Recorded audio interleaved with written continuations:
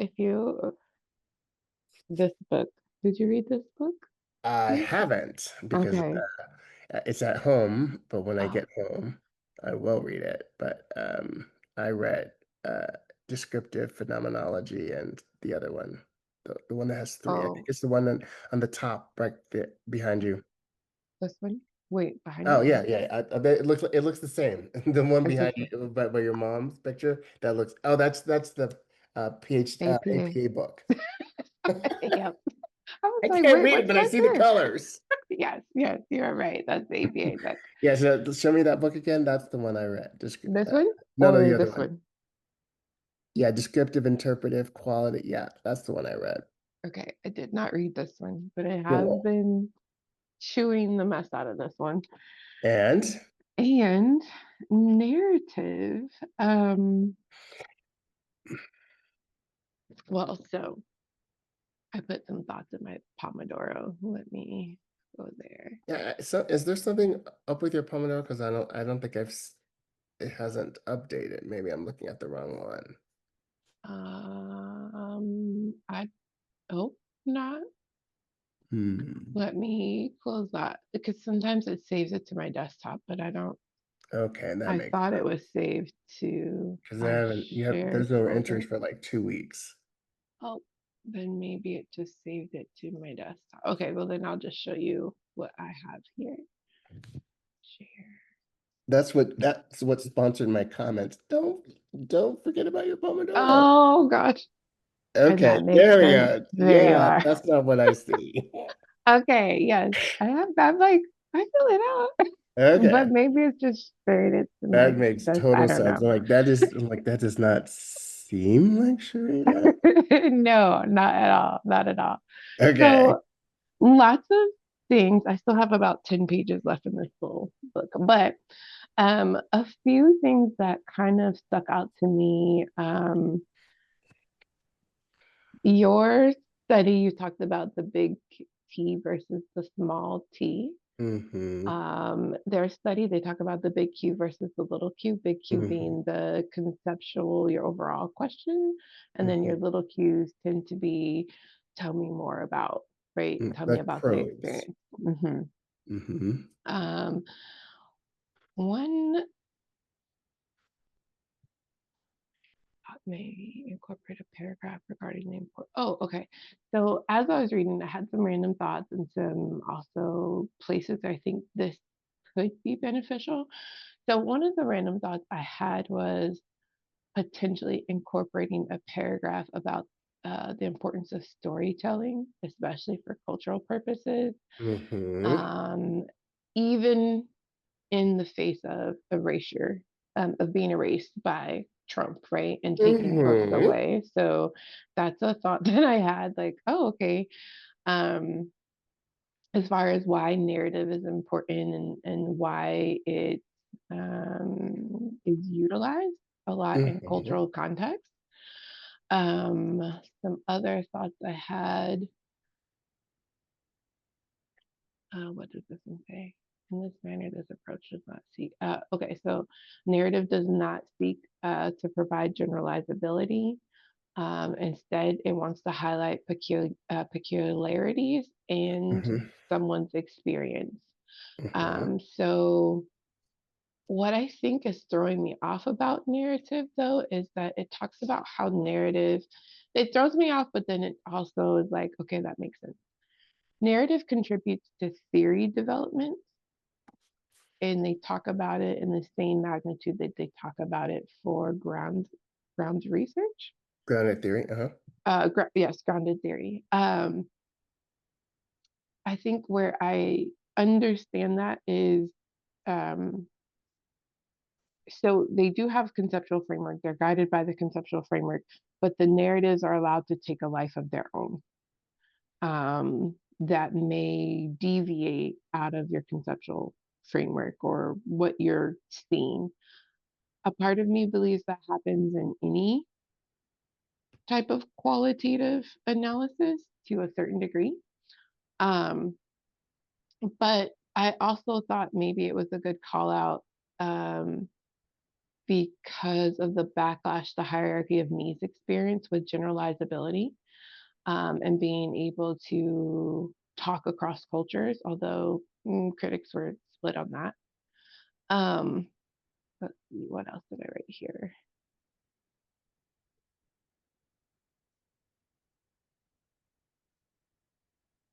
Sorry, I tried to take notes and then I also No, had no, some no, take your thoughts. time. Let's see.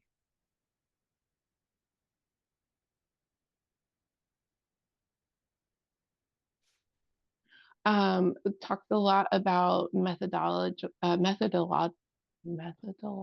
hold on, methodology, good gracious, methodology rigor, and rigor, Methodological rigor.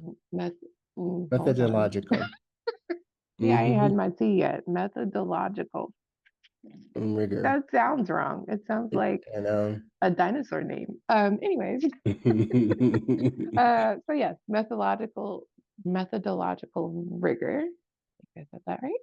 Um, was reflexivity and being reflexivity. transparent as a researcher as to what you're looking at, and how your own position experiences influence your interpretation because narrative is a co-creation of meaning. Hmm.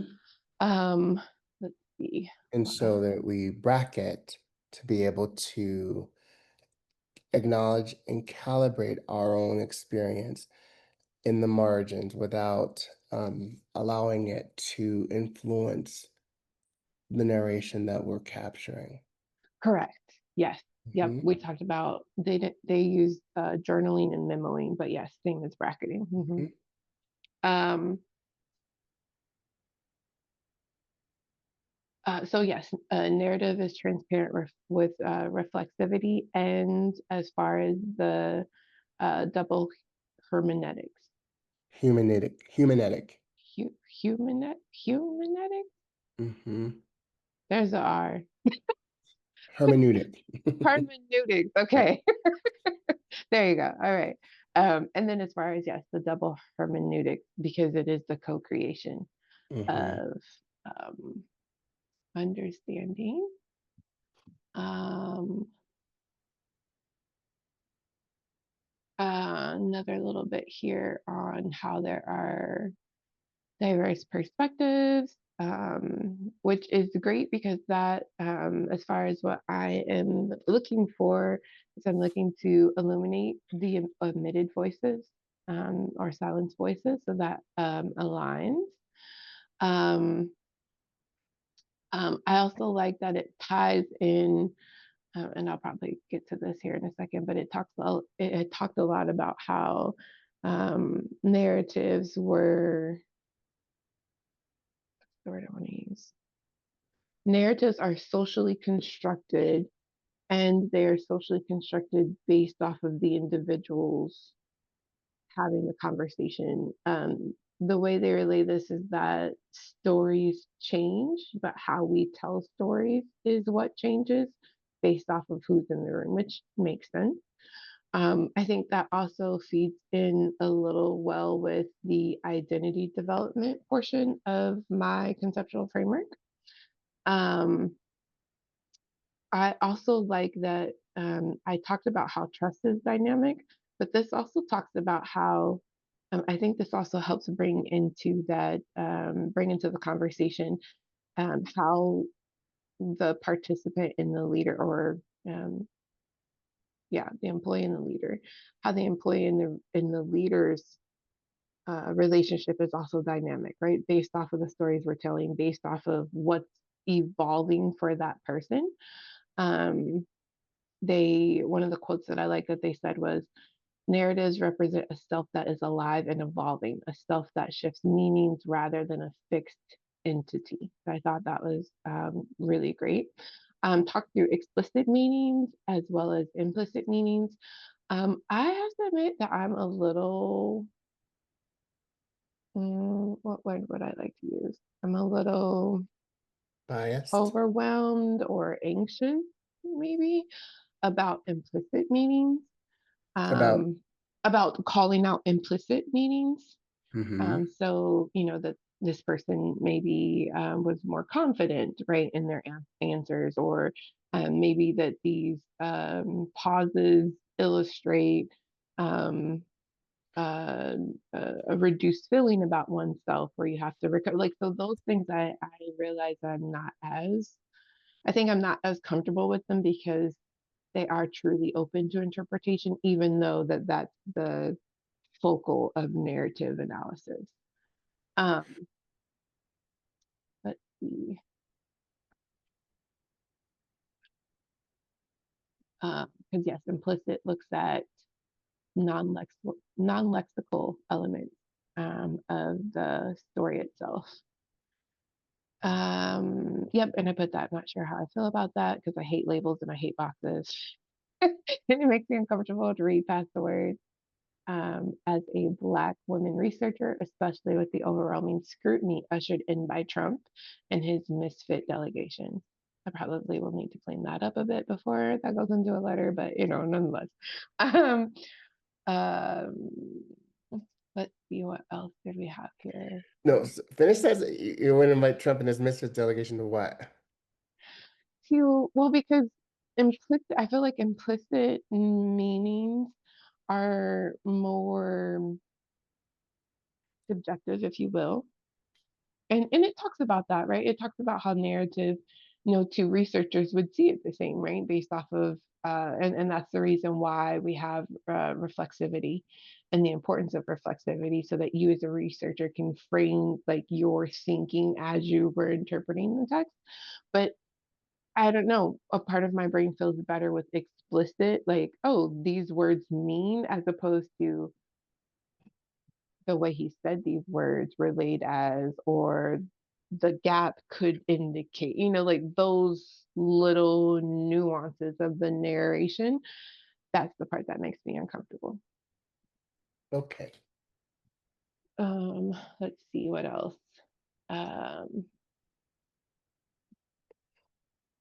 Lots of places where I realized that I could disclose some information regarding. So, like, for one example, it talks about as the researcher kind of divulging their ideals and their beliefs.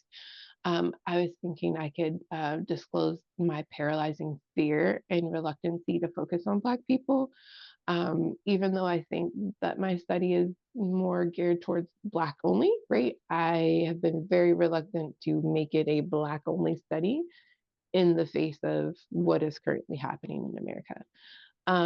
Then it talks about, again, methodological integrity. Good for you. Um, Landed it. I said it that time.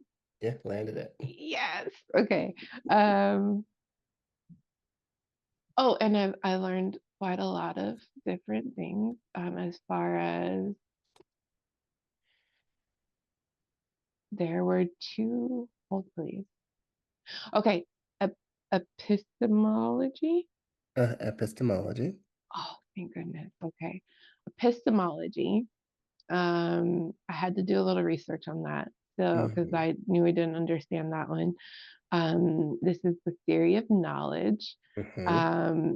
Specifically, it's knowledge by acquaintance, which is obtained directly by experience and without reference to any truths. So Mm-hmm. I found that from Bertrand Russell. So that was helpful a little bit for me, as far as kind of understanding what You are in the epistemology is. sauce. You are in the sauce. Well, You I are wanted to in make it. sure I understood. You are in it. um, let's see. Oh, it talked about recruiting. Mm, Um, Although it was really interesting. Because he talked about how I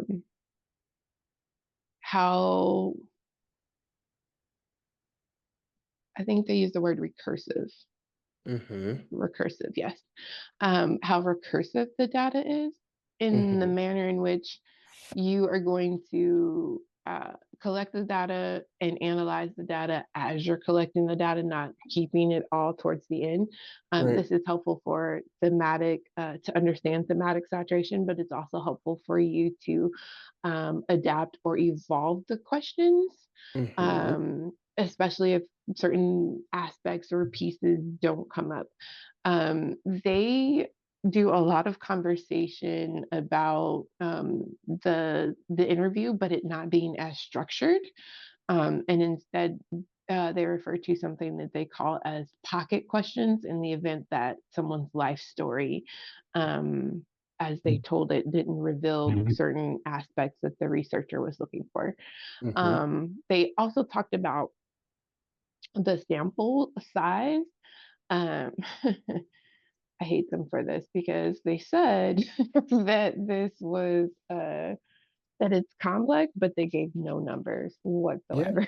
Yeah. They were more like, you, this is the reason why you listen to it and sit with it while you're doing the investigation so that you can Mhm. understand when thematic saturation is occurring. Mhm. Um, Additionally, what I think is going to be intriguing for narrative analysis, which I don't think I truly understand yet, is achieving thematic saturation when the overall goal is to extract and highlight differences per se. Like narrative doesn't necessarily try to find patterns across data compared to patterns within an individual or within an individual story. So that will be kind of interesting. I'm not sure what to make of that one quite yet. Um,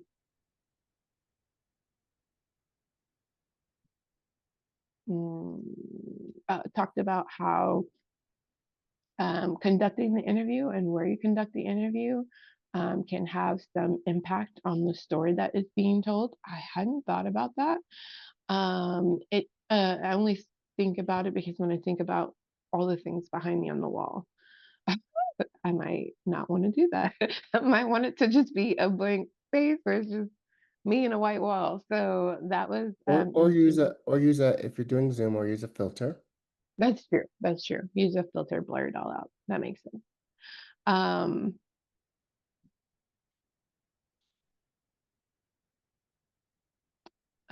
I also called out my own hesitation for how fluid it feels compared to quantitative data, which is very structured and rigid. I Mhm. feel like qualitative is far more fluid in nature. Lots of things seem to change and shift as the research develops, which goes against almost everything my undergraduate and master's head was like, you're not supposed to look for the As answer first. drilled into you. Right. Now I'm like, Yeah. hold on, they told me not to do that. And now you're saying Yeah. to do that. So Yeah. yes, that feels uncomfortable for sure.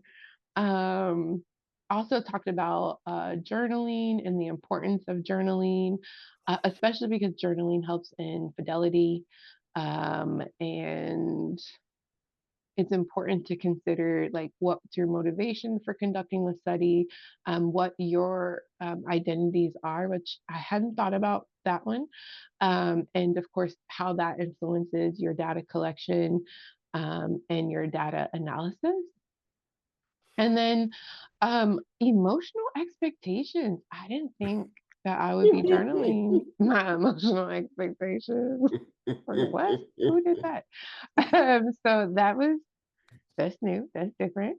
Um, I then when it got into data analysis, I think I got a better understanding of like how to break it down and like kind of overall what we're looking to code for. The author, I think, does recommends one, two, three, four or five readings of the text, kind of just as mm, In general. as a outline. Yes, exactly. Um, he talks a lot about how narrative analysis is looking at the whole, kind of dissecting the parts, then looking at those parts to then repurpose that to the whole. Like, so there's a lot of whole parts that go back and forth that reinforce um, the study and or what's the word I'm looking for? Findings. That's what I was looking for. Mm-hmm. It talks about collaboration groups, which is something that I had thought about because I'm assuming the way that they use collaboration groups, it's very similar to investigator triangulation. And so where you would work with one or three, anywhere between 1 to 3 additional researchers to make sure that you are reflecting the voices of the individual, which is something that, like I said, I already was thinking that I would do. Now, where I got very surprised is when it talked about member checking, because member checking in so many words is not necessary for narrative analysis. I don't know. I had to sit with this one for a while. So um, it's not necessarily.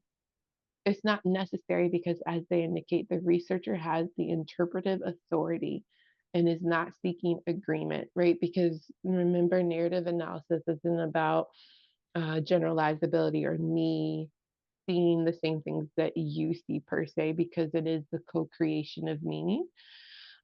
He talks, he, they, it's two people. They talk about how the focus is the story, not the person. And so member checking isn't necessarily important. One of the quotes that I drew out in case I might use it is um, participants are the experts on their experience, not the research, which is why they talked through about, you can do it, but I would say that section was like, but why though? Like you would do But it, what? but why though? Okay. So that's kind of the impression I was left with for that. Um, and then it started to talk through where we could start to analyze and the different ways to analyze and what are some things to journal. One thing that I thought was really interesting, I don't know how I could use this, but I thought it would be helpful is it when you get this book on page 32. Can you do this? Yeah. Okay. So they call What book is that? this is a narrative analysis. That's the same book we've been talking about? Okay, yeah. Yes, this is the same The book we one were I talking haven't about. read yet, yeah. Yes, yes. So this is what they call a lifeline drawing. Mm-hmm. And the way he prompted this, let me see.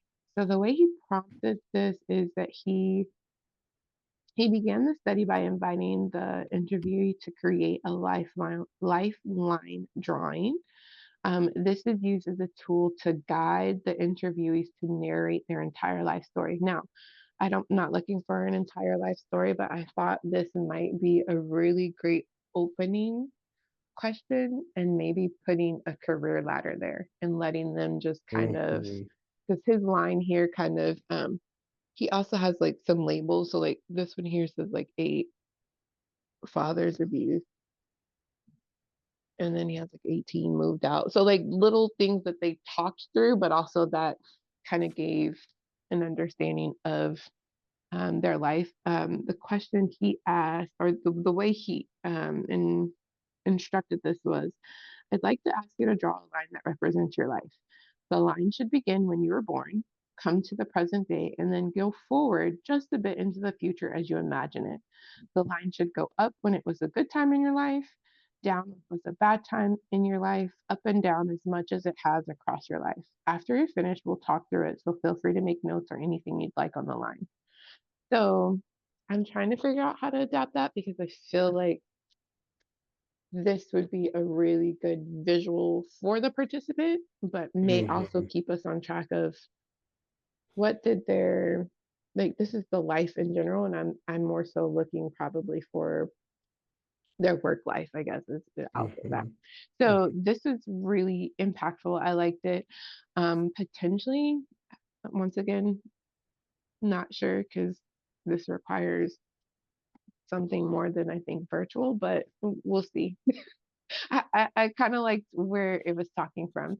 Another thing that kind of came out was documenting the regions of the US where the participants reside. I Mhm, had not thought about documenting mm, specific regions, so that would mhm. be important. Um, and then it talked through methodological And rigor. it Yay! Talks about rapport analysis, and then it goes into the reading. Okay, I think that's most of it. okay, Sorry, I think that's that it. was a lot. However, the beauty of this is I'd like you to take this transcript from today, Hmm. from the time you started to just now, Hmm. crank that through AI and have it um uh what's the word? The word is to assemble it, Synthesize. Oh, um, assemble. Okay. codify, assemble it. Because you just gave an excellent discursive presentation of narrative research, the underpinnings. Now, I also want to point out that you've only read one book. One book, yes, You've I only have. you've only um, integrated or reviewed um, it.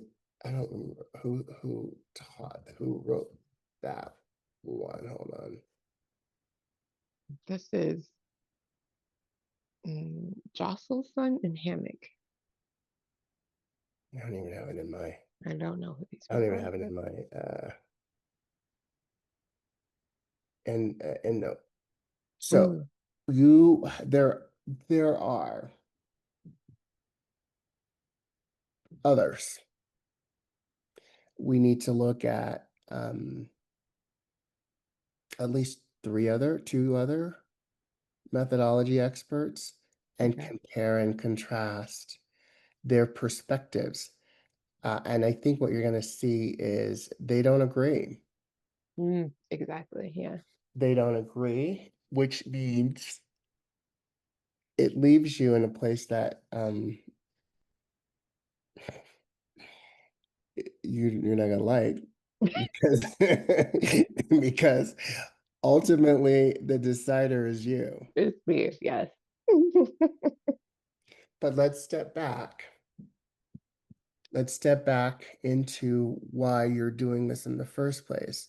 You're doing this in the first place to become a contributor to the literature, Hmm. to be a person who leverages. This is Marla, hold on.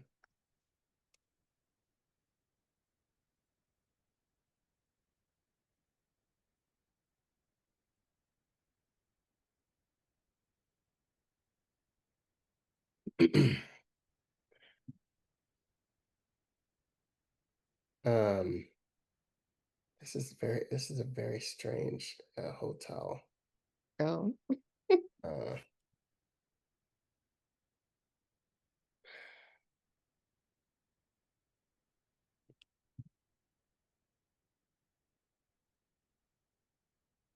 um, you're doing this to become an expert, to be someone who contributes to the literature. And at this stage, I don't know if it's a feature or a bug. I talk about that a lot when I'm helping organizations solve problems. If a feature of qualitative research is that there are different flavors, is that a Mm-hmm. feature? It could be if it's a feature, then like there are different brands of cars or refrigerators. Every refrigerator manufacturer decides, the thing that they all do, they cool food. Hmm. Some of them have ice makers, some of them have so Right. is the fact that there is such diversity in qualitative and the narrative approach? Is that a feature Mhm. or is it a bug? Meaning, are we now trying to streamline the issues of the different variety and trying to find a unified, codified line of thought? And Mhm. if that's the case, you're, as the researcher, you're getting to decide whether it's a feature or a bug. And we can't really do that yet with having read one cookbook, Right. right? Right. Mhm. So, before you read this book, Mhm. what other exposure had you had to qualitative research in general and narrative in particular? Any, Mm. some, or none? A little, right? Because I have Crestwall so I've read a little. Yes. Okay. So yeah, just very much in the way that you performed your literature review, now we're comparing and contrasting. And if you flip your mind to my chapter 3, Mhm. you can see that's exactly what I'm doing. Mhm. I'm saying that, some people say 8 to 10, some places, well, Right. Yeah. ultimately, I had to decide. Um, when I started to create my interview protocol, I went to Block and he didn't give me anything. And so, okay, well, I guess I have to decide. And the thing that I think is, I remember feeling the way that you just are describing. I remember thinking, saturation. How am I gonna know when I'm saturated? Right. But like, and I would, and Morris, Mm, the way you're bless his supposed to say, heart. God rest his soul. Morris um, had us watching him teach some other group, some other class, and they all talked about saturation. And I felt like I was just this baby researcher thinking they know something that I I don't. don't. Yeah. Hmm. And I remember thinking, I want to know what saturation is. The thing is, Sharita, you're gonna know it. Okay. You're absolutely gonna know it. Fair There's enough. not gonna be any. You're gonna go, oh, I'm Okay. experiencing it right now. It just happened. Gotcha. Uh, I'll say this because I know you're gonna forget it, and it won't really matter. And even me saying it isn't the experience. Hmm.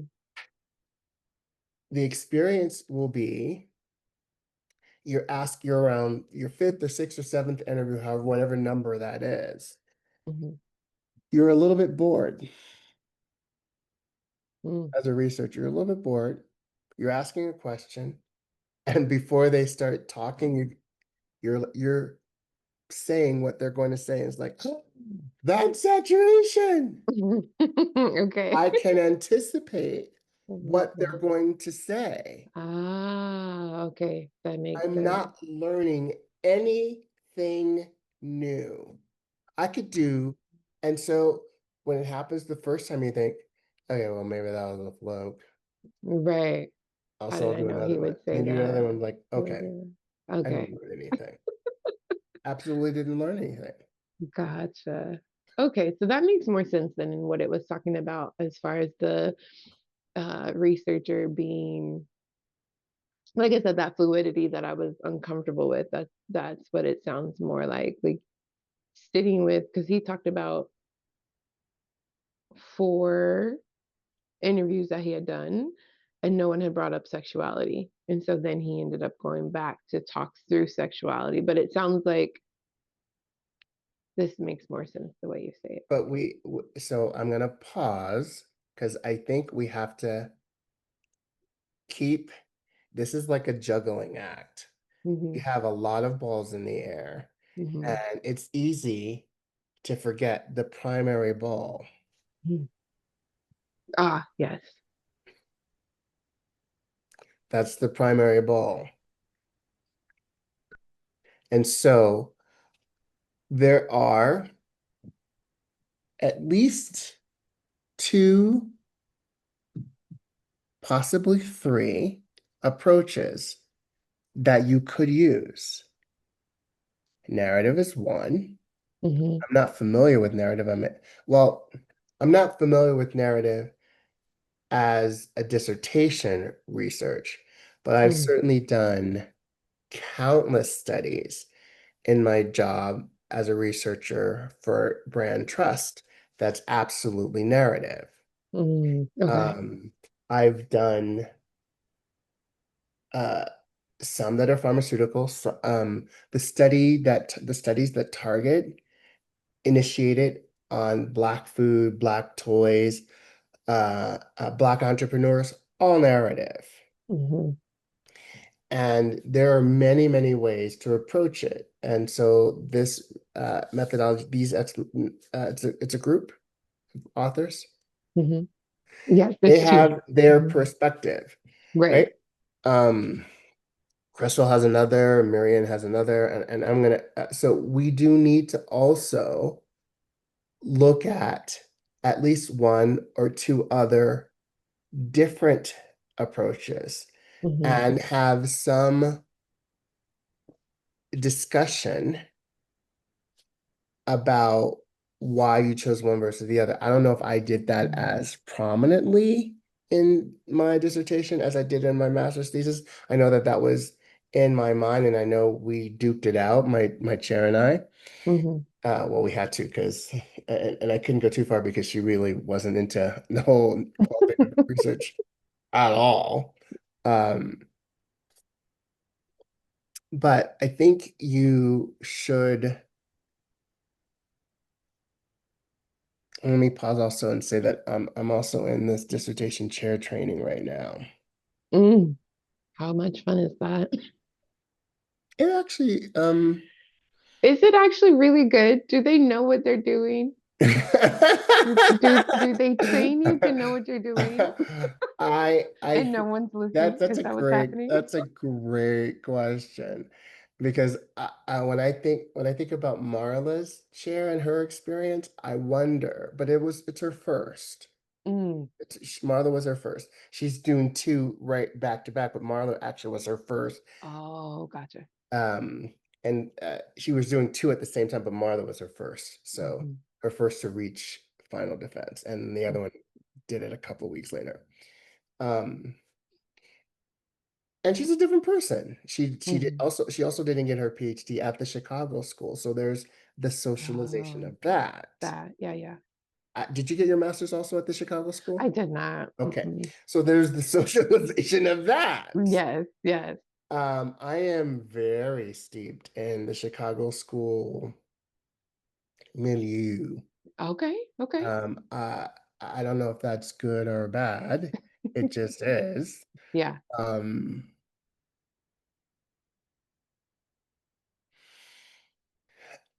uh, when I think about her, I absolutely see huge differences in what I know to be kind of a central experience. Hmm. Is it because she's just a different person? Is it because she didn't get her PhD at the Chicago school? I also think it's always a good idea. I'm have to teach a class right after we're done. Oh. Um, you should read your chair's dissertation. You should know kind of how they approached it, to see if they are talking out the side of their neck.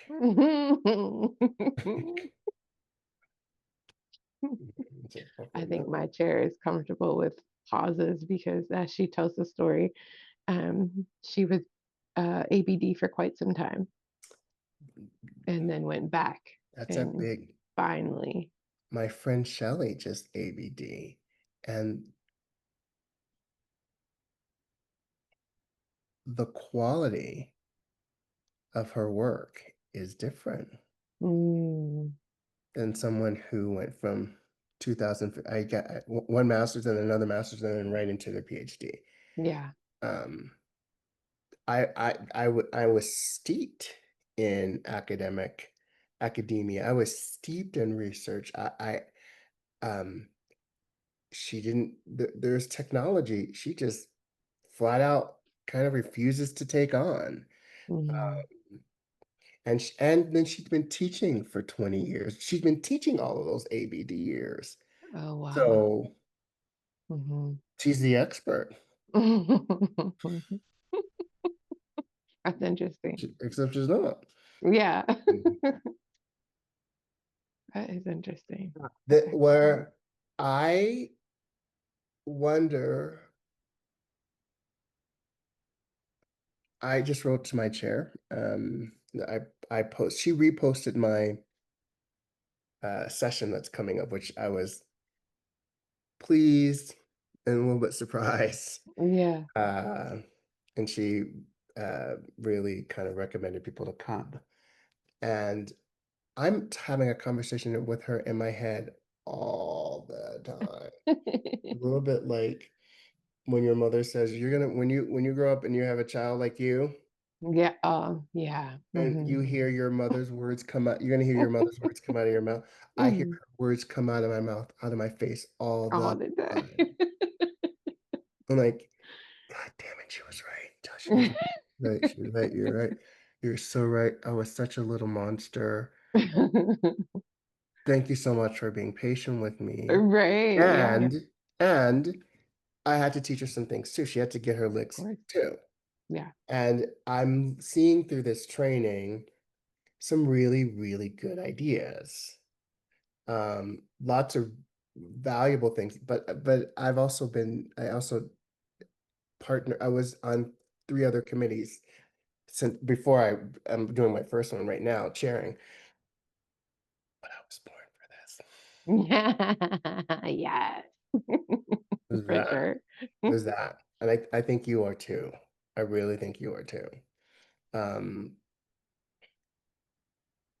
so it's really making me think through the whole process, like learning a little bit even more about the history of the dissertation itself, Mm. where that came from, Mm. how to prepare, how to balance task and process.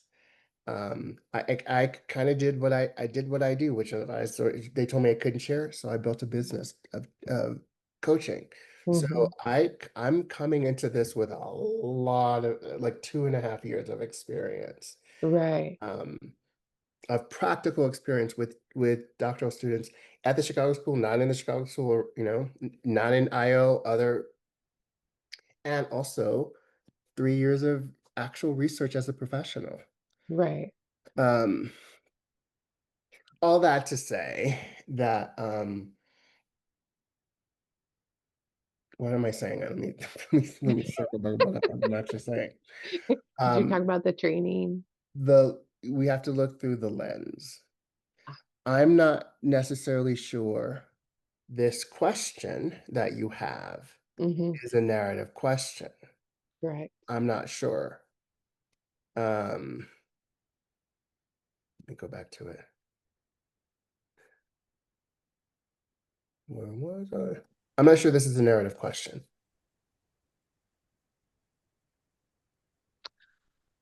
Based off of what I read, it does feel very narrative. This Narrative does feel narrative to questions you? have how, yes, so narrative questions have hows. They also have, so what they call the big Q. So the research question is your big Q. This is your conceptual question. It underlines all of the research. The sub questions, or as they call them, little Qs, are questions that are about experience so that they can tell you a time. So like I would have to reformat sub questions 1, 2, and 3 to tell me a time when Yeah, blah, that's what I'm blah, blah. talking about. Yes. That's more what I'm talking about. Um, but I'm saying that not as a problem. Oh, mhm. So I don't think that this is a problem. Um, I'm saying that you if you like narrative, if that feels like what you want to do, then we Mm-hmm. want to make sure that the question Mm. are focused Reflective. without changing the phenomenon. Yes. Um, tweak the question so that they more align with narrative, or Mm-hmm. keep those questions and look at other approaches to Mm-hmm. see what other elements, because I went back and forth a couple of times. Mm. I didn't know what interpretive phenomenology was. It Yes. wasn't something I was like, yeah, let me do that. Let me do that. But once I start shopping around, I was like, Mm-hmm. I kept coming back to like, this feels like the thing I'm trying to answer. Mm-hmm. So let me figure out how to say it. Mm-hmm. That makes sense. Uh, let's let's do a little. I got to do this in a couple of hours. This will support you as well. Okay.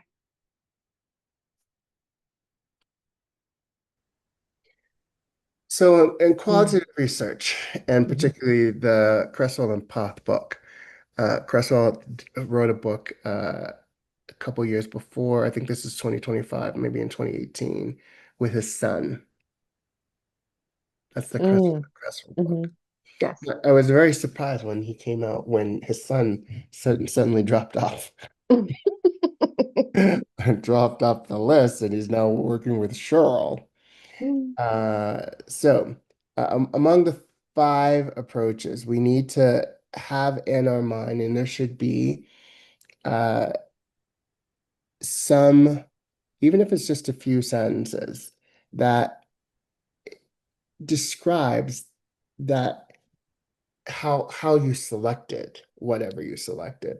So they talk Okay. about in this book narrative, obviously, phenomenology, grounded theory, ethnography, and case study. There are other approaches, but these tend to be the big five.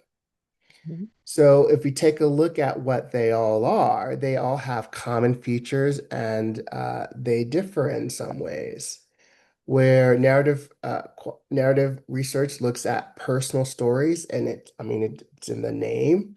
It Mhm. really looks to understand the individual's experiences. We collect that data through interview observations and written accounts, including the collateral that you just described, which is the person's life time track. Mhm. That could be, as you were describing that, I've used that in other professional research where after the participant is qualified, meaning we know we're going to use them, Mhm. we could have more than one data collection period.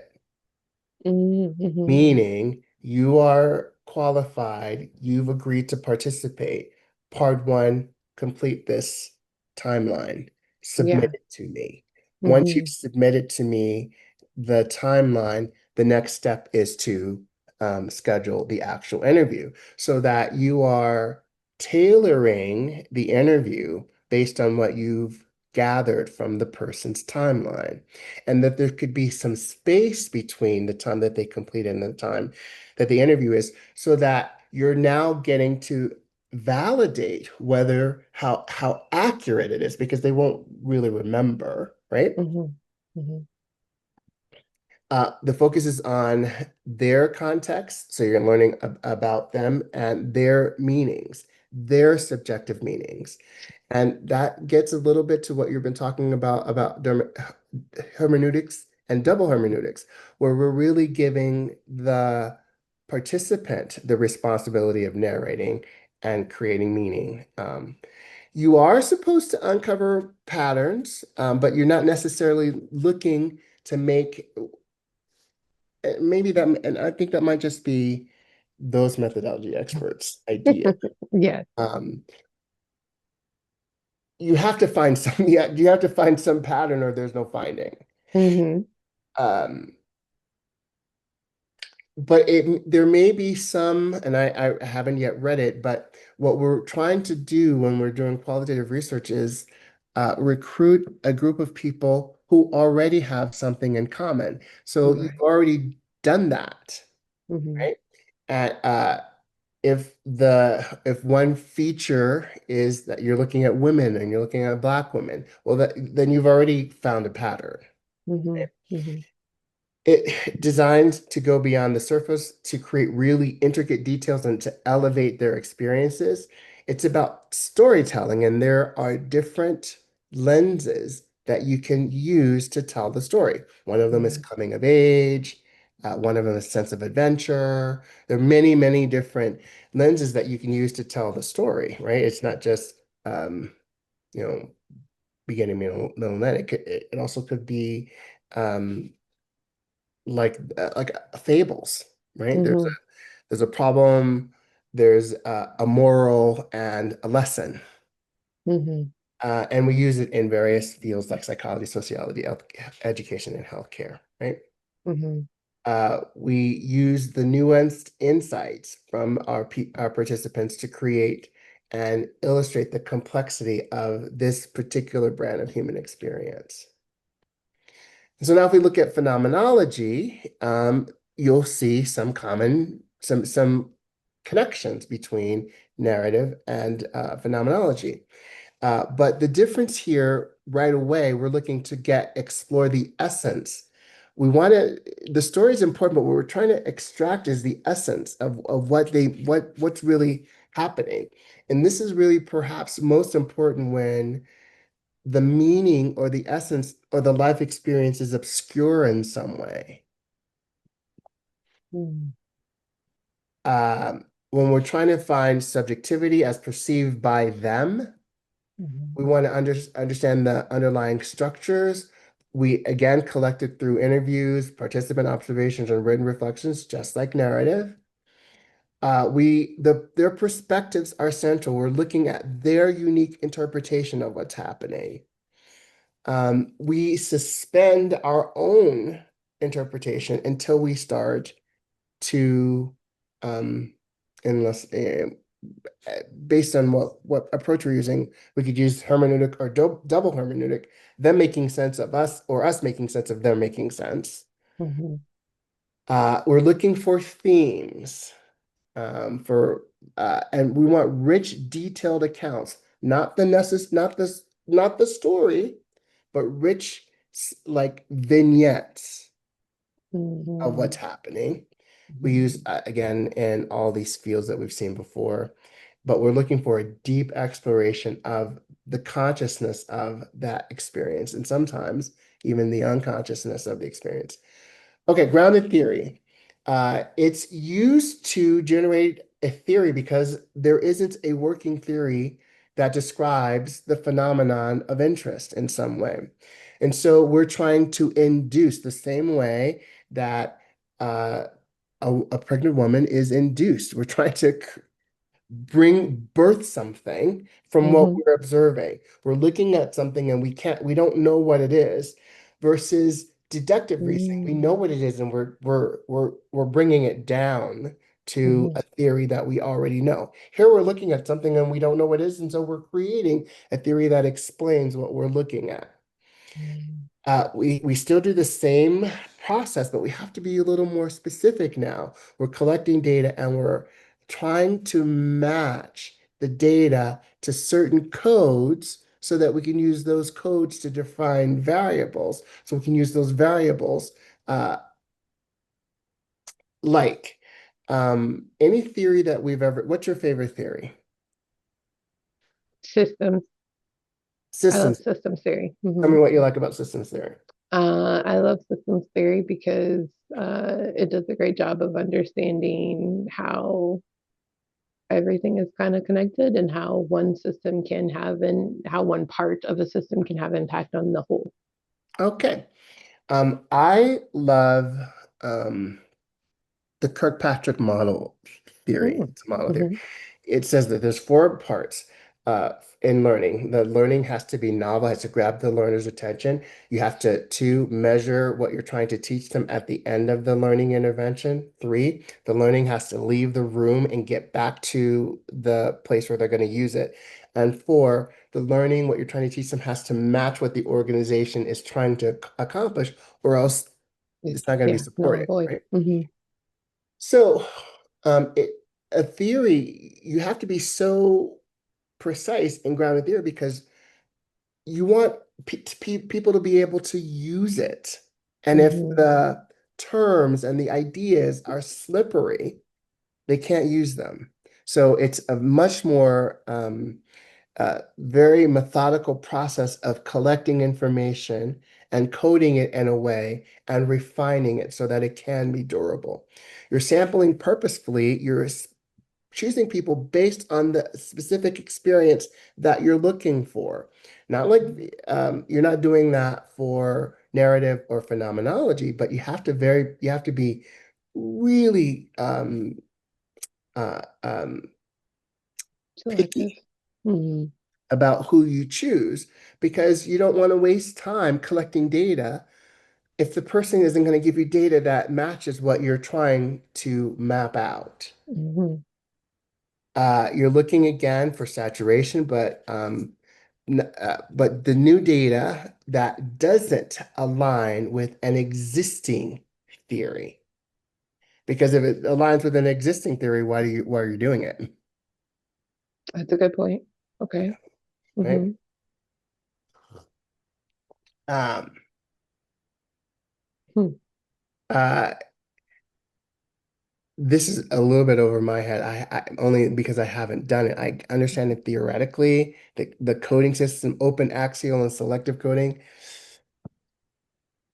I get it It sounds theoretically. I've intimidating. never done it. And you're also always comparing new data with existing data to refine the categories and the relationships, because the goal is to develop a theory for something that could be useful to explain a particular phenomenon, and it's a theory that doesn't that it's you're creating a theory because one doesn't exist.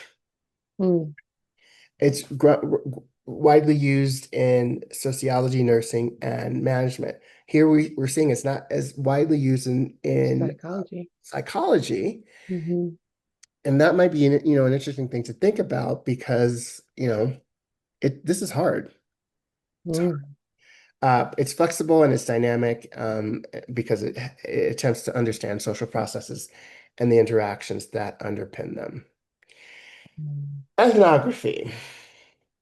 Well, that's a little bit even different. Ethnography looks to immerse yourself, kind of the way I think of ethnography as Margaret Mead sort of sitting with the apes. Mm. Hmm. You Hmm. submerge yourself in a community that is not yours, and you want to learn the social structures of that community. You Mm. live with them, you participate with them over an extended period of time because you're trying to understand the nuances of the culture that define this social structure. Mm. You're trying to collect the subjective experiences within the natural context in which it occurs. You're doing it through observations, interviews, field notes, lots of field notes, sometimes visual and audio recordings. In some instances, ethnography, the researcher doesn't speak the language Mm. Hmm. That of makes the sense. subjects, as in Margaret Mead. Hmm. So you are finding out it is like, um, the first time I went to Honduras, I want fudo in my mouth though. And so you leave with a deep understanding and an appreciation for culture and its rules and what gets rewarded and punished in that culture, Mm. is what you're trying to do. You're a Okay. participant observer. The lines are blurred often, but you're trying to do that, which you have to participate in order to be included. Right. But you can't be so included, and that's often a criticism, that you don't have analytical distance. That was Mm. often a criticism of Margaret Mead that she gave the apes names. Like apes don't have names. That's anthropomorphic, right? Mm. Sampling is purposeful. You're looking for rich insights because you want to understand the culture. You're trying to understand patterns and social dynamics. You're trying to gather cultural meanings by observations. And you could get it wrong Mhm. because you just don't know. One of the things we've been talking about, Douglas and I, particularly with our friends who've been visiting and observing that there are Americans, North Americans, or people outsiders from Mexico who have infiltrated Mexico. They live there. They've lived there for 15 years and they don't speak Spanish. Intriguing. Okay. And being a North American from a individualistic culture, living in a place that is a collectivist culture, Mm. that is a mixed mismatch. And there's lots of sort of tensions uh, in San Miguel, where outsiders are making critiques of this culture that they live in a way that I want to tell them to shut the hell up. Shut up. Shut up. You want to, the findings produce rich and descriptive narrative that reflects the culture and the complexities of that culture. Mhm. Ethnography is used for anthropology, sociology, and Mm. education research, right? That's what came to mind, sociology first. Hmm. So Okay. that the book that was like all the rage about why the kids lunchroom table kids. I forget the name of the book. Do you remember that book I'm talking about? Mm-mm. Why do certain kids sit at the certain lunchroom tables is Oh, is an example of this. okay. Okay. Case study. I don't think case study gets the respect that it deserves. Mm. Case study is an in-depth exploration of a particular uh, bounded case.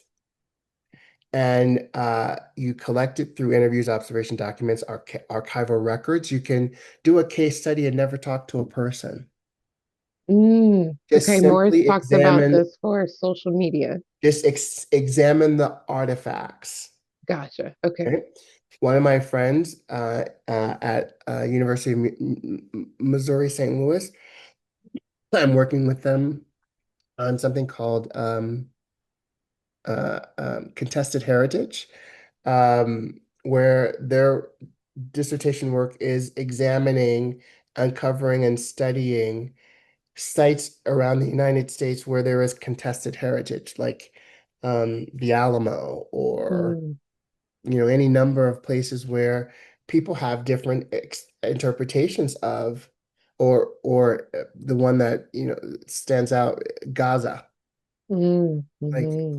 who owns what? Right. And so a case study is trying to understand the complex cultural context-specific situations within its setting. It could be a single case, or it could be a small number of cases that are similar. So it could be the case of nonprofit organizations or one particular nonprofit organization or nonprofit organizations, right? Mm. It can be qualitative and quantitative, and it seeks to be rather than we really want to understand the dynamics of the case. We're not trying to extrapolate it to be generalizable. We use it in psychology, business, medicine, education, and social sciences. We're looking at patterns, relationships. Findings are presented in a narrative format, and we are trying to explain the intricacies of the single or the group of cases. It can be exploratory, it could be explanatory, or it can be descriptive, Hmm. depending on the researcher's goals. I'm very proud of this work. All these slides that I just Is put, this you? This is all you? that's all me. Oh, I was gonna say, man, Creswell and Boss have really updated these slides since the last time I read this That's all book. me. That's all. Yes, this is really great. So if you take a look, you can see. features across. You can see where there are some commonalities. You can see, where's my pointer? I guess I don't have one here. Oh, here it is. Got it? Oh, well, I don't want to start writing on the slide. But you can see how there are some commonality across. You can see where there are differences. I will forward these slides to you, but I think there's at least one other. I think you should look at phenomenology Mhm. um, to see if that fits what you're looking for or if it fits the question that you have. Mm, Remember, what we're trying to decide is to keep the question. There it to keep the question and change the approach, mhm. or find an approach and change the question. Right. Um, okay, let me stop and let me tell me your just top line thoughts of what your Um, Top line thoughts, honestly, because yeah, we're on phase three, so I'm gonna be honest. I hate qualitative methods, um, because there is just so much nuance with it. And I remember, even as you're going through it, I feel like I remember sitting in this class thinking, Lord, it could fall into too many of these. Like, there's not enough black and white for me to Mhm. definitively say where it goes. So I do agree. Narrative, case study, and phenomenological were the three that I knew for sure was not nobody's grounded theory because that just, oh Lord, that sounded way too much. So I knew it wasn't that. I knew it wasn't ethnography because I wasn't trying to be immersed into anything either. So I knew it would be one of the other three. So it makes sense, even hearing it again. I'm hearing it again and like, I could see where it could be narrative or phenomenological, not necessarily case study anymore. Okay. I like that you are diving into epistemology and ontology. Those are we're in all the reasons why I left the country to write because I'm like, oh my God. Right, right. But I had this idea last week, but we were on such a really good track that I wanted to follow it. Yeah. Um, what I do this naturally, and I think you do also as an instructor. I have my idea of what happens, and then I see you, and then I'm like, okay, well, we're going to do that. Yes. Yes. We're going to do that. There's a lot of heat there. We'll just keep doing that. Um, so I'll push what I want to talk about and further along. But I had this thought again. You did professional development. That should have been one of the first two classes Mm-hmm. that you did. Yes. In professional development, there what one of the assignments that you should have completed Mm-hmm. was an assignment on who am I? Do you remember that? So I thought I did a really good job of telling you my Chicago school experience, but so we had a dean, not a dean. No, the dean is over the whole campus. We had a chair. We had a chair. I took professional methods with him. It was such a horrible class. We gave feedback, and then he was no longer the chair. Okay, I'm aware Yes, like I feel like this was tangentially. the first week. Like this was the I'm aware first. tangentially of that because I was brought Oh, um, okay. there to teach the semester After. that Gotcha. happened. Makes sense. Okay. Yeah, What we was left his a lot name? of Dr. Earl, I think. Dr. Earl? And then a new woman became the And chair. then she is, yes, and she's still there, Yeah. yes. She's She who was is interim currently for a my while, chair. but I think now she is permanently Permanent, installed. yes. Love is her name? No, she is, oh no, that's Dr. O. Oh, The chair that's currently my chair. She's the one who took over after he left. wait.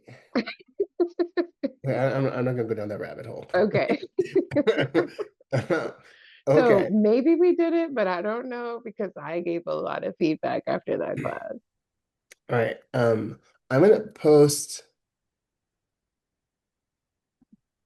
Can you see that? Hmm. Okay. This is my experience. This was my assignment. Oh, And my okay. chair actually was my instructor for this. Oh, gotcha. Okay.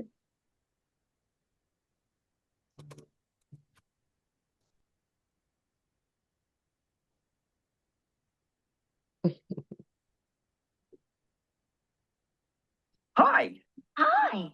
I'm a baby. Well, what do you think I am? A loaf of bread? There could be. How do I know? I'm just born. I'm a baby. I don't even know if I'm under a tree or in a hospital or what. I'm just so glad to be here. Well, I'm a baby too. But your own way. I don't want to fight about it. Life is too short. What are you so upset about? Level with you. I'm a little nervous. I don't know if I'm a boy or a girl yet. Oh, that is important. I think most people know. Well, I've never been anything before. Let's see. Let me take a little look around here. Cute feet. Small, dainty. Yep, I'm a girl. That's it. It's girl time. What do you think I am? Oh, that's easy. You're a boy. Gee, I don't feel like a boy. It's because you can't see yourself. Why? What do I look like? Bald. You're bald, fella. Bald, bald, bald. You're bald as a ping pong ball. So?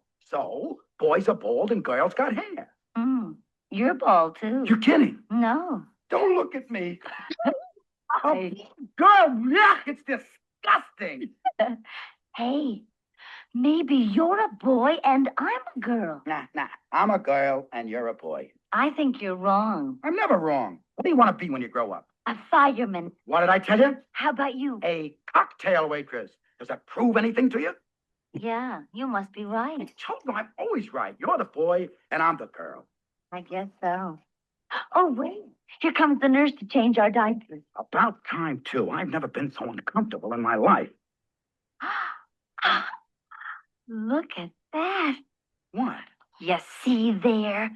I am a girl. And I'm a boy. I'm a boy. You sure are. You know when I first realized it? Just now. Right. Well, what do you want? I'm just a baby. So am I. Goo. Goo. In the opening vignette, starring actress and activist Marlo Thomas and the venerable filmmaker, comedian, actor, and composer Mel Brooks, we meet them as the puppet voices of newborn babies who meet each other in a nursery. Their meeting gives them an opportunity to pose to the other the existential question, who am I? So here's some background. This vignette, as I am just realizing, may well have been my generation's introduction to diversity and diversity education. It comes from Marlo Thomas's Children's Entertainment Project. Thomas conceived the idea as a book to answer the important questions that her niece kept asking her, but the idea quickly turned into a recording full of world-renowned talents such as Diana Ross, Alan Alda, and Carol Channing, to name a few. My devout Seventh-day Adventist mother gave me this album, Free to Be You and Me, which unfortunately meant that she had to listen to it nearly constantly every day thereafter. Actually, my entire family, composed of 3 younger siblings, 1 sister between my 2 younger brothers, quickly got into the act, and we all sung or memorized for later recitation the catchy tunes and rhymes the album contained. So while I was preparing for this presentation, I suddenly realized the power and the impact that the Thomas and Friends project has had on my self-conception throughout my life. As a child of the 60s, a time often referred to as when television came of age, I experienced firsthand the gathering of steam as producers of content began to realize its power. A prime example are the appearances of television programs such as Sesame Street, Mr. Rogers' Neighborhood, The Electric Company, and Zoom, all shows produced by the notable production company, the Children's Television Workshop. Which is going away. All over the United States, children my age learn to count, rhyme, process feelings, foster creativity, curiosity, accept differences, and develop healthy self-concepts.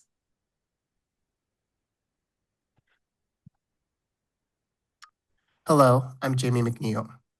Today, I will be discussing what I consider to be one of the most challenging questions a human being could ponder using only 3 words. Who am I? If the poser of the question comes from the North American cultural framework or is a citizen of any country belonging to the Western world, the quote by bon vivant author and poet Oscar Wilde, "Be yourself, everyone is already taken," has a particular meaning. Americans and the Western world at large have received messages over the course of a lifetime of how vital it is to be yourself. Even Wilde seems to chide us sarcastically by suggesting that it is a ridiculous notion to even try to be anyone else. Mhm. But what does it mean to be oneself? Who is the self that beckons or eludes us? Or what is the value of the question, who am I, if it's impossible to be anything other than myself? So I offer this to you Mhm. to look at. This is the first time I, from, this is actually one of my, I haven't looked at this in years. This is 2019, a long time ago. uh, it's pretty good. Yes, it is. It was the first time I looked at my epistemological stance and selected and realized what my world view was. Mhm. My worldview, if I pick up from here, as a practical, albeit anecdotal example, let's take a look at how I might, for example, view myself as a product of the culture or my cultural identity. To begin, cultural identity structure is a model that describes an individual's unique constellation of cultural reference points. The assumption underpinning this first of 2 structural models I will discuss is that the individual relates to their varied groups simultaneously, but at various ratios. My cultural reference groups. I am an American, I'm Black, I'm a first child, grandchild. I was raised as a Seventh-day Adventist. I'm a 52-year-old gay married man, 8 years old, and I'm a student scholar. Again, this model presupposes not only do I relate to each of these cultural groups simultaneously, but that they are all equally important. However, the reference group of which I am the most aware is who I am as a Black man. First and foremost, I identify myself as an American. However, my Americanness is qualified by the fact that I also identify as an African American. Because I live and work in America, often I am unaware of my Americanness, but I am often aware of my perspective as a Black man in America because I often find myself as the only Black person in the room. However, on those occasions when I have lived or worked outside of America, I am suddenly aware that I am indeed an American. For example, when I lived in London, although I speak English, I had to learn how to speak British. When I lived in Tegucigalpa, I often marveled at how differently people related to their family. And when I lived in Rome, I could feel the impact that the Roman Catholic Church had on daily life. In my family, I was the first child born to an 18-year-old mother, and also the first grandchild to a 30-something grandmother. My position in the family meant that for my extended family, I was the first, and for nearly 10 years, I was an only child. For all intents and purposes, however, my mother and I grew up as siblings. This fact has only become clearer to me as I reach my 50s. Perhaps the closeness in our ages is the reason why the relationship my mother has with my younger siblings is quite different than ours. For the majority of my primary years, I attended a Seventh-day Adventist parochial school. The school was so small that grades 1 through 4 were in one room, while grades 5 through 8 were in another. And at an earlier age, I recognized the telltale feelings of being a gay child. But it was the 70s, and there was no ready acceptance for my sexuality within my family, nor the culture at large. So I did what many gay children do. I struck out at an early age to find my tribe, and I moved to New York City in my mid-20s. The move to New York allowed the space away from my family and everyone else I knew to have enough courage to come out. I allowed myself to step away from the doctrines of the Seventh-day Adventist religion, and I started dancing, I started dating. Dancing was strictly forbidden. And because I was raised as a strict vegetarian, another element of the religion's doctrine, I even began to eat meat. Of course, 20 years later, I'm now a vegetarian yet again. In 2015, I recognized an intense desire to earn a terminal degree in psychology. In our introductory meeting, our senior vice president was introduced to us, her North American team, where we learned that she held a PhD in industrial organizational psychology. One of the first changes she made was to switch the employee opinion vendor from Gallup to IBM Connexa. And since I was intrigued by the impact that surveys can have on an organization, and because leading my region through the survey is a primary element of my role, I decided in the fall of 2017 that I would enter the master's program at the Chicago School, and I haven't looked back since. Here in Figure 4, we see, using identity structure model number 1, key elements that make up my identity. And though it is effective at a high level in describing who I am, it does not describe the dynamic relationship nor the interactions these referent groups have in how I express my cultural identity. So now let's take a look at my cultural reference groups, but from a more dynamic perspective in model number 2. I won't continue, but I did want to give you this idea of being able to pick and align yourself with understanding what your I mean, I'll post this for you, and you can listen to it or not. But being able to understand that I'm pragmatic Mm. and that pragmatism permeates everything I do, is something that you need to reveal Oh, okay. in chapter 3. Mm-hmm. And so there's only a couple of paragraphs when I talk about this, but underneath those those couple of paragraphs is all this. Okay, that makes sense. Um,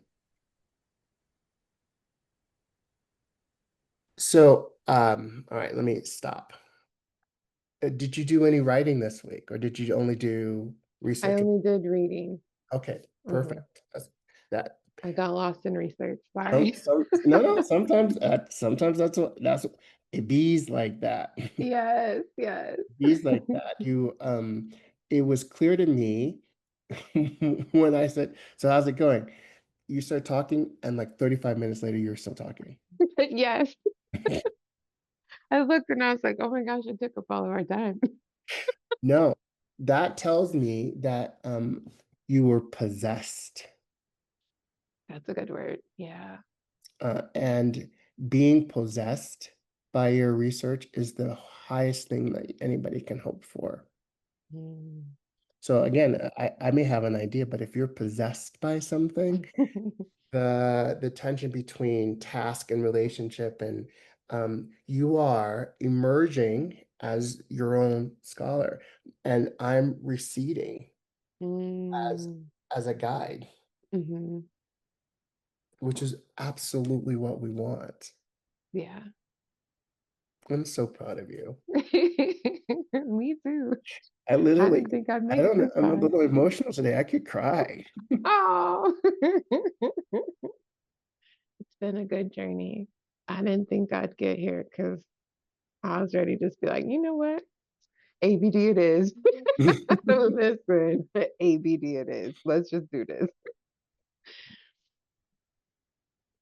No, no, no. You are a scholar through and through and through. Thank you. You are. I will recommend before you lose it Mhm. It may take me a day. It usually takes me a day to process the video and get it up there. I'll try to do it faster. Even if I can't get the video, I'll get you the transcript. I think you should take everything that you said, Okay. pick it up, and tell AI to assemble to whatever the word that I can't think of. Um, it's like Synthesize, summarize. Mhm. Yeah. like assemble, like make sense of it, Ah, because gotcha. it is you just articulated a good portion of chapter 3. Um, we take a look at what you wrote Mhm. currently.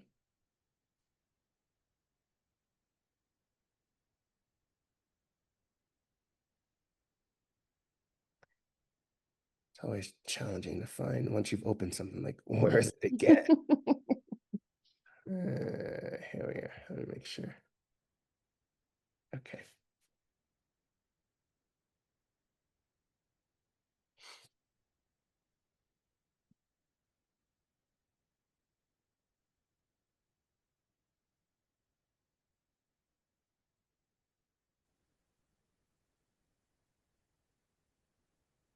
Yeah. A lot of what you said, I would plop right in here. Mm, okay. You gave in maybe there's some subsections, level 2 subsections that could go here, Mhm. but I mean, yeah, right. Mhm. Uh, what you said today is far better than what's here. Mhm. Um, what you said was inspired, um, Mhm. where you're interested when and you were um, tussling with really big ideas, Mhm. albeit the ideas of one theorist. Right. When you get a couple of other theorists in there and you start having a conversation about that, this Mm. section will come to life. Okay. That makes sense. All right. All right. I guess our theme is our in chapter 3, we do 90 minutes. That's what it looks like. Chapter 3 is a beast, huh? It's a beast. It's a beast. Mhm. I found a location for our work in San Miguel. Okay. I think you'll love it. It's not the big house that I was in, and actually, quite frankly, I needed a break from that house. Did you find flights? I was still looking, but I found a few flights. But yeah, I'm still looking.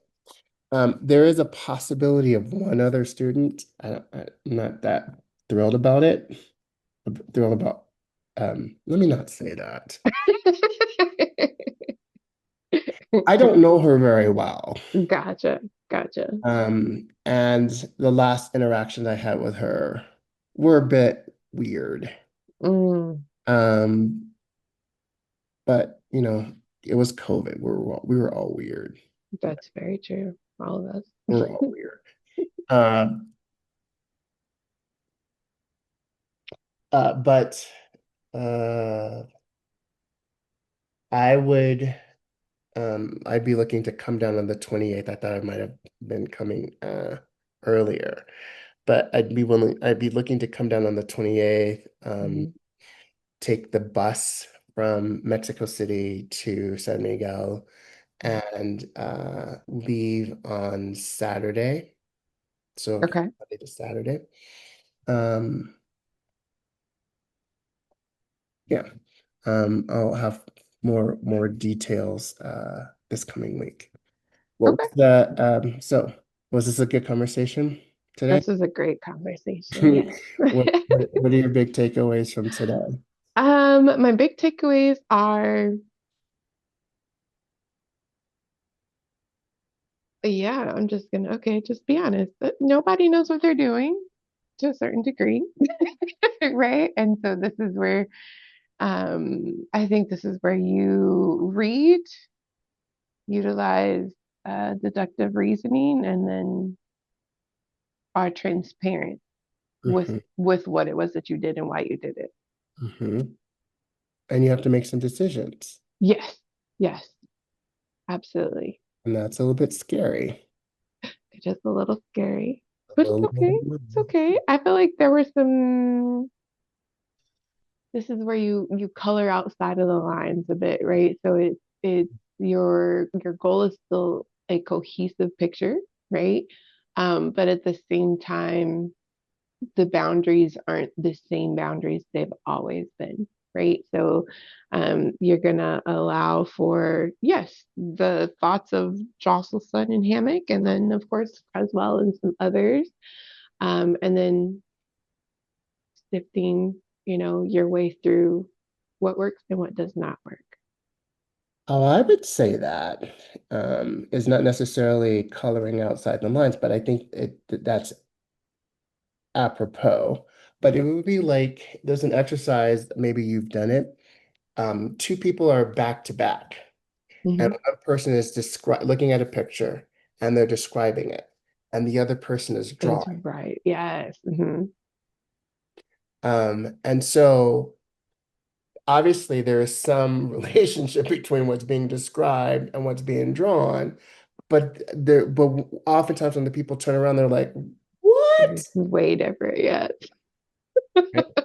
Not only are you you're drawing from the methodology experts, but Mm-hmm. your picture, your study, your results are going to be categorically no, they're going to be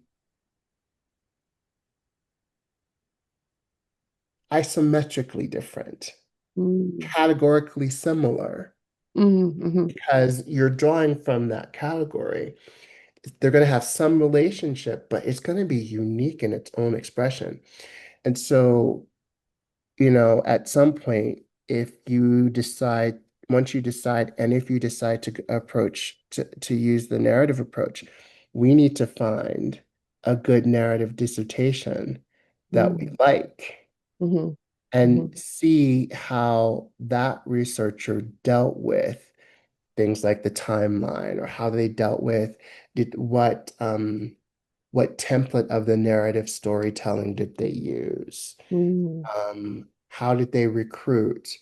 How did they describe their findings, so that you have something that you can go, oh yeah, I like what they did, and I want to draw from that, I'm going to do the exact opposite of that. Opposite. Okay. Mm-hmm. Right, right. That makes sense. All right. Awesome. Yay. Good job. That was amazing. Thank It you. was pretty amazing. You're on fire today. I love when that happens. Yes, yes. I've been reading all week. Like, listen, this is the part I wrote it in the day, but this is the part that I'm like, Yeah, I don't know about this part. it wasn't good. It wasn't good. All right. I'll see you next week. I'll be back in America, and we can go back to our regular day. What is our regular day? This is a regular day. Okay. And our regular time. What's our regular time? 8. Okay. Which is 6 for me. All right. Yes. Yes. Okay. I'll see you next week. Okay. All right. Bye. Bye. Have a good weekend. You too. Oh, have a safe and happy Oh, yeah, Labor Day Labor weekend. Day. Yes, you Uh, too. I always tell people, well, I don't think I've said it to you, but when I tell my students, have a safe and happy holiday weekend, come back with all the same fingers and toes Yes. you left with. Yes. I have kids, so we definitely will be coming back with all the same fingers and toes. And I'm counting.